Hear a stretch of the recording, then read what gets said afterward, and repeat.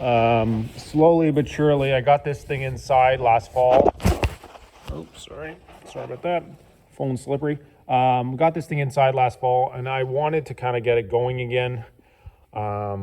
This kind of 35 horsepower, but it doesn't have power steering, so the loader never really worked well on it. So I'll probably remove that.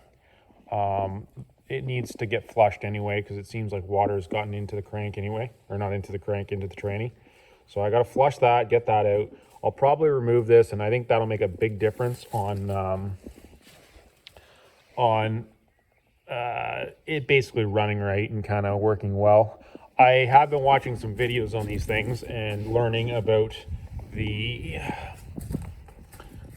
brake system that is mechanical and how it actually comes in from the back there. And I didn't know that you could actually adjust it right here, but these ones are kind of seized up. So I'm assuming I'm gonna have to take all this off, jack it up, and kind of get that done and cleaned up. And then I'd like to make it a working tractor.